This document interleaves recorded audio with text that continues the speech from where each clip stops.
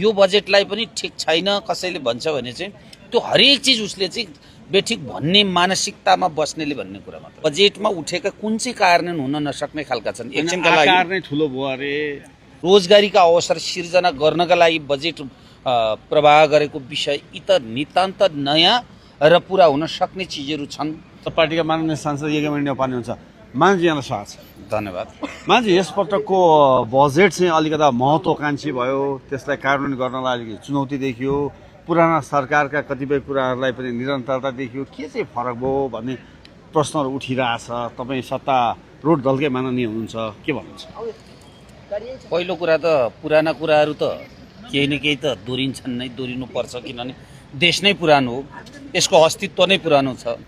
तर नयाँ चिजहरू पनि छन्। महत्त्वकांक्षी भन्नुको पछाडि महत्त्वकांक्षा राख्नुपर्छ, त्यो पोजिटिभ कुरा हो र त्यसलाई पुरा गर्ने दायित्व राज्यको गर्न सक्छ। त्यसैले गर्न सक्ने कुराहरू पुरा गर्ने प्रकृतिका कुराहरू आएको हुँदाखेरि यो बजेटलाई पनि ठिक छैन कसैले भन्छ भने चाहिँ त्यो हरेक चिज उसले चाहिँ बेठिक भन्ने मानसिकतामा बस्नेले भन्ने कुरा मात्र हो। भनेपछि यो कार्यान्वयनमा कुनै समस्या छैन?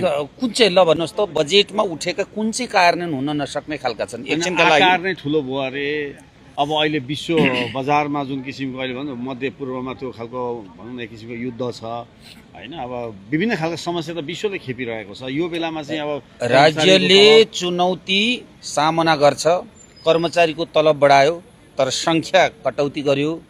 त्यसो भएका कारणले गर्दाखेरि काम लगाउने र चाहिँ त्यसबाट लिनुपर्ने कर्मचारीबाट अप्टिमम सेवा लिने र राज्यलाई विकास गर्ने, त्यही त छ नि। हेर्नुहोस्, त्यहाँ उल्लेख भएका कृषिसँग सम्बन्धित मल उत्पादनको विषयदेखि लिएर औषधि उत्पादनको कुरादेखि लिएर अब नवप्रवर्धनको सन्दर्भको बजेटिङको कुरादेखि लिएर अब विकास उन्नति समृद्धिका लागि बजेटको विषयदेखि लिएर रोजगारीका अवसर सिर्जना गर्नका लागि बजेट प्रवाह गरेको विषय यी त नितान्त नयाँ र पुरा हुन सक्ने चिजहरू छन्।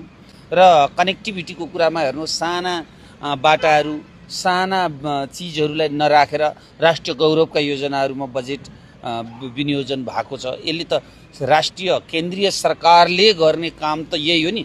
सङ्घीय सरकारको बजेटमा पहिला के देखिन्थ्यो भने वडा कार्यालय र नगरपालिकाको झझल्को आउँथ्यो, तर यसपालि त साँच्चीकै राज्यको झझल्को आयो नि। यसरी बुझ्नुपर्छ है।